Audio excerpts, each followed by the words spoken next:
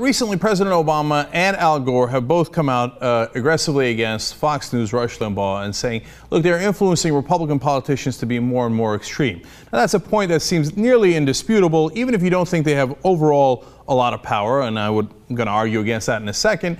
You've got to at least admit that they are pushing the Republican politicians more to the right. And that's the point that Gore and Obama were making. But Howard Kurtz at CNN takes issue with that, and he's written a column asking them to stop whining. In fact, literally, he says, quote, my response, can we please stop the whining? Now, okay, first of all, that's the easiest trick in the world. Whenever you disagree with anybody, you accuse them of being a whiner. Okay. But let's go to the heart of the argument. So he says, quote, I never realized that the conservative media were so eye-poppingly powerful. So this is a dismissive tone. Come on, everybody knows the media is liberal. And so conservative media being powerful, that's so funny. Really? Well, let me give you a couple of examples. So, for example, in the year 2000, I believe we had a little bit of an election, by the way, that involved Al Gore. And who was that election called by first? It's a fact. You can look it up if you like. Fox News Channel. They were the first network to call it for George W. Bush. Now, the reality, as we found out later, was that it was a statistical tie and it shouldn't have been called for either side. Do you know who Fox News had hired to call the election? The person in charge of calling the election was literally George W. Bush's cousin. And then what happened? The rest of the networks panicked. Again, you can go back and look at the tape if you like. You PolitiFact it, check anything you like on this, okay? And the rest of the networks, after Fox News called it, said, oh my God, Fox News called it. We got to call. Okay, never mind. George Bush won. George Bush won. George Bush won. George Bush won. They all called it just like Fox News did because they don't want to be late. They don't want to be late. We already had a news network call the election. And the idea that George W. Bush had definitively won and Al Gore had lost, did that wind up affecting how things went down afterwards? A little bit. But no. Conservative media isn't eye-poppingly powerful at all, right? And then there was, of course, the Iraq War, where Fox News came out and waved the flag, and MSNBC fired Phil Donahue and everybody else. They waved the flag, and they followed Fox News. And look, go from 1996 to 2006, and Fox News ran the media. I know to people working in the establishment media, that is heresy. They think when you say that, they're like, oh, radical. Oh, come on, don't be ridiculous. Everybody knows the media is liberal.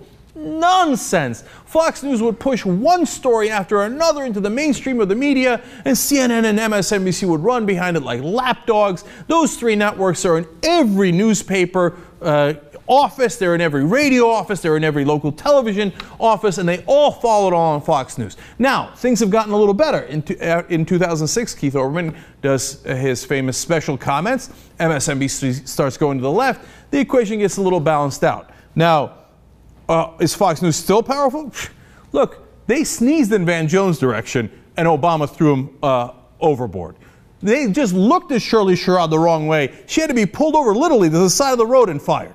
Not fired, encouraged to resign immediately. So if you think that they're not powerful within the White House, well, you're not following the news, let alone their enormous influence over the GOP.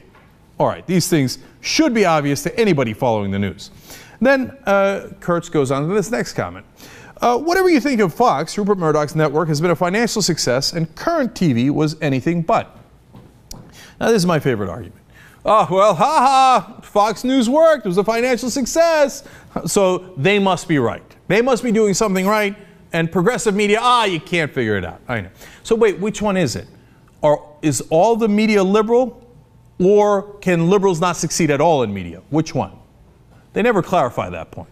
Okay, so on to the issue of Fox News being so great. Well, they are. They're doing terrific in the ratings, right? Now, was it immediate? Of all people, Brit Hume said this. Fox News lost $90 million a year for the first 5 years and hence lost $450 million, nearly $500 million, before they turned a profit. Now, if Current TV or whoever else also had $500 million to invest, could they do well? The answer is yes, because look at MSNBC. They also have incredibly deep pockets, and look at that. Now they're incredibly successful. When people told me that, liberals will never succeed on TV and get ratings, I was like, I know, yeah, the country is at least 50% progressive, but somehow magically none of them watch TV. How painfully stupid is that?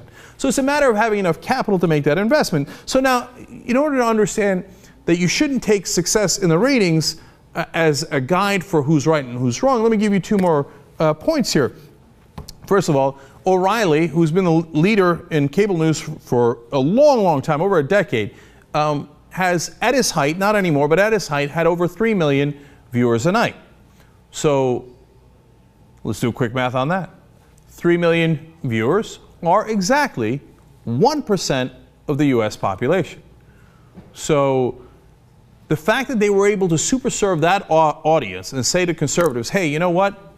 Okay, we're your guys, and they got 1% of the country to follow them. Does that mean that the country is conservative? No, it means 1% of the country is really conservative and loves Fox News Channel. Hey, look, I'll be unbiased in the sense that I'll tell you about us, right? Like, now look, these are positive numbers, so it's not a big deal that I reveal this, right? But I'm going to tell you why it doesn't mean that we're necessarily right. So, for example, the Young Turks, we have over 40 million views a month on YouTube alone. We've got over 100 million minutes viewed a month. Last month it was 103 million. And we have over 1 billion views in our network. If you combined all of the other conservative media and times it by 10 online, they would not equal the Young Turks. Now, does that mean that the Young Turks then are right about politics? Well, the country's obviously on the Young Turks side. Whatever the Young Turks says, it must be gospel because they're so much larger than the conservative online news outlets. No, it doesn't mean that at all. It means we do, I hope, an entertaining program and a lot of people watch it. But it's nowhere near 51% of the country, which, by the way, would be awesome. So stop with the specious nonsense arguments about, oh, well, Fox News does well in the ratings, so the country must be with them. Okay, and that's the only way you can succeed financially. Nonsense. Now, Howard Kurtz points out something else here. He says, Anita Dunn, then the White House communications director, called Fox the communication arm of the Republican Party and said it is not really a news network anymore. The resulting furor gave Fox months of fodder and was widely judged a tactical misstep. Okay, think about that, right? So why is that a tactical misstep? Fox News is not really a news network. Come on. Does anybody in America actually think that they are an unbiased news network, that they don't have a conservative slant to the news at all? Nobody in their right mind could possibly think that. If you ask conservatives, they don't think that. The only people who think that are the people that work in cable news. Now, why? Why would CNN and MSNBC, theoretical competitors to Fox News, want to continue that myth and say, oh, it was a misstep to challenge them on being a news network? Here's what you have to understand. A third, and this is roughly, and I worked in cable news, so I know, about a third of the people have already worked on Fox News. Now, these are the same producers and so-called reporters, etc., that are circulating in cable news on television, right?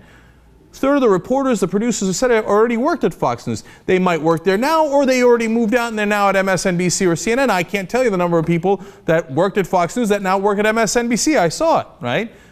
I'm not blaming them. That's just the reality, okay? A third of them think, well, maybe I might work there one day, so I better be cool about criticizing Fox News. Oh, they're a news network. They're definitely a news network.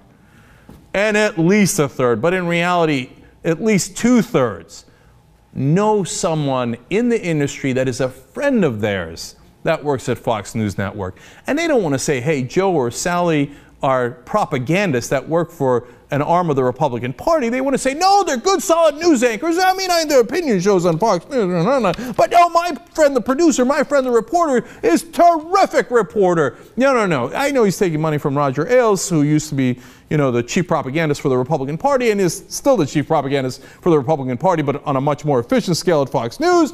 But I can't say it because my friend is there and I might work there, and 3 of my producers worked there earlier. That's why they defend Fox News. That's why they're the only people in the country that won't admit that obviously Fox News is conservative and wholly supports the Republican Party.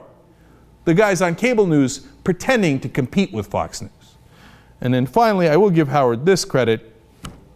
He does get it right at the end. He said, but let's face it, these are cable channels with relatively modest audiences, and their impact is sometimes exaggerated inside the Beltway echo chamber. Well, that part is now finally true. It wasn't true from 96 to 2006, but right now the reason Shirley Sherrod, the Van Jones, etc., all those guys got thrown overboard is because President Obama and his White House is obsessed with Fox News, and they give them more power than they merit. Yes, they are influential in all the ways that I described. And yes, they influence the Republican Party to be much more radical and more right-wing. No one could dispute that in their right mind. But you're giving them more power by saying, oh my God, what did they say? Oh, what is Glenn Beck going to say? Oh, no one's really going to say so. What are they going to say? Glenn Beck was such a fool, he got thrown out by Fox News. But meanwhile, the whole time, the Obama administration was in a panic over what Glenn Beck was going to say. Stop it already. Stop watching Fox News Channel at the White House and keep reacting to them and keep going further and further right-wing to appease them, because you're giving them more power than they already have. So on that note, Howard Kurtz and I can agree.